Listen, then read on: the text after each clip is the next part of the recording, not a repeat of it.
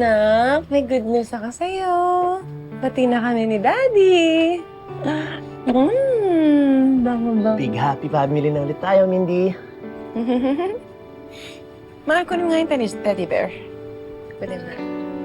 Ayan na ko! It's your favorite Teddy Bear! Yan pala secret weapon mo, ha? Alam mo, hindi siya nakakatulog talaga. Hindi rin siya tumatahan pag umiiyak siya hanggat di niya nakikita si Mr. Teddy Bear. No, na? Talaga na? Hi. Ay, man.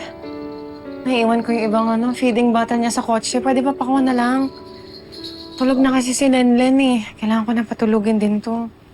Okay, my love. Sige, mahal. Ako na bahala. Thank you. Hindi. Thank you. Don't worry, babalik din si Daddy kaagad. Come here. Oh?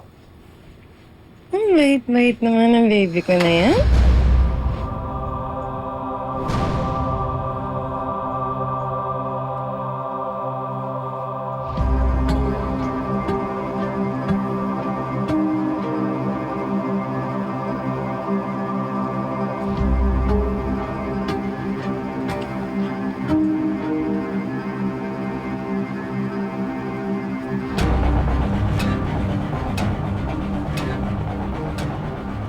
Condom sa wallet ni Gerald.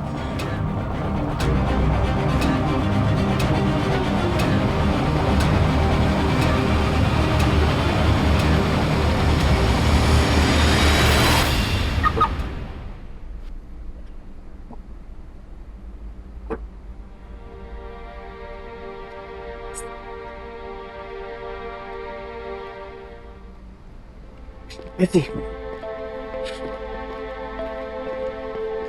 Nasisirahan ka na ba? Baka may makakita sa atin. Baka hanapin ka ni Dad. Wala, busy siya. Kasama niya si Vivian. Nag-uusap sila about dun sa business partnership deal nila. Kaya baka mamaya pa yun. Saway ka talaga. Paano mo nalaman nandito ako? Nakita kasi kita from the balcony. Naalala ko tuloy yung halikan niyo ni Gina. Medyo nagselos nga ako eh. Nag-crave tuloy ako sa'yo. Baka naman, pwede kitang gawing midnight snack. Betsy, pwede ba wag mo muna ang demonyo eh? Kakabati pa lang namin ni Gina. Ngayon pa lang ako bumabawi sa kanya. Sigurado ka? Ayaw mo? Tumigil ka na. Mapapahamak tayo sa ginagawa mo. Ayaw mo diwag?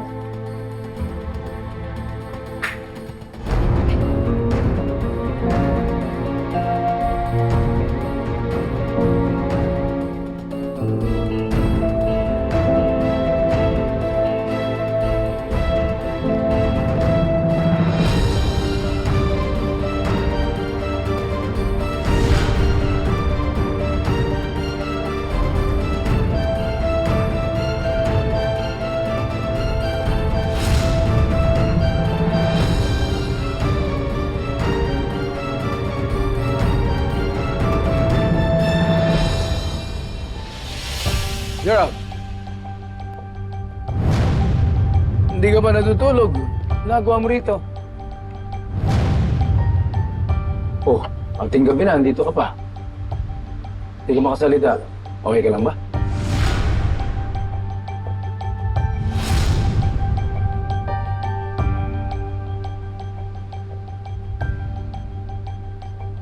Dad, kinuha ko lang po yung feeding bottles ni Mindy. Okay. Pwede, okay ka na. Ano sabay na tayo, makanta. Dad, mauna na po kayo. Hinahanap ko pa po kasi yung charger ng phone eh. Baka matagalan ho. Eh, mukhang kailangan niyo na po magpahinga eh. Nakainom po yata kayo. Oo, sige. Sabagay, kailangan bakit na ako dahil baka hinihintay na ako ni Betsy. So, sumunod ka na lang dahil ikaw naman ang baka hinihintay ni Gina, ha? Sige po, Dad. Sumunod ka na lang.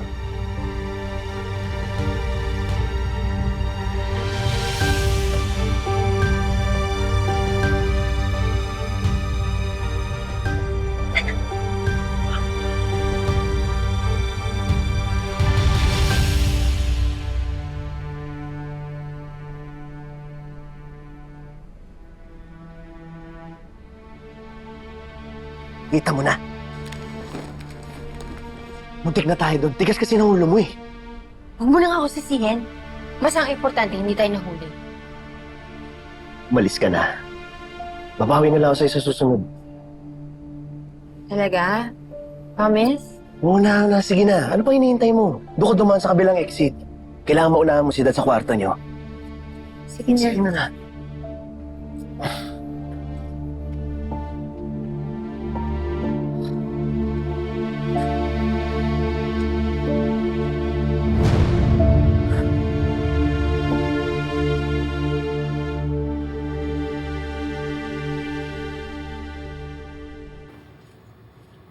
Mahal. Sorry medyo natagalan. Kinausap pa ako ng dad mo eh. Mahal. Ba't di ako kumikabo dyan?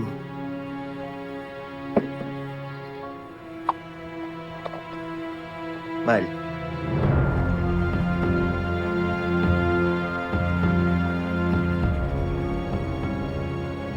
Teka, ako kasi tabi ko. Usap tayo.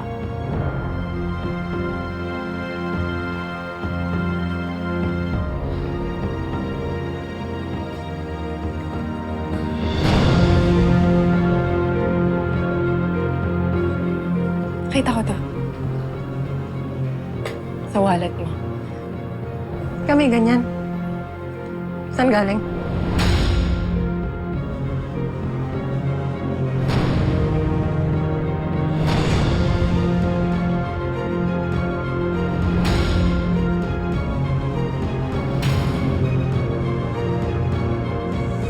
Ano naman ang masama nun if he keeps one of those? Ano kung may babae talaga ang asawa ko? Pero kung may babae nga yung asawa mo, sino? Ito pa lang tosino ang favorite mo, kaya nga pinaluto ko yun kay chef eh. Alam mo, dapat itry mo rin tong Bicol Express. Mas may thrill. I disagree with you, Betsy. Para sa akin, kahit na maraming pagkain na nakahain sa lamesa, nothing beats the original na nakasanayan mo. I hope you're enjoying your stay at the resort, Betsy. Pwede ba? Tayong dalaw lang yung nandito. Palibhasa, inggit ka lang dahil ako ang winner kay Robert. Lalo na't wala ka nito.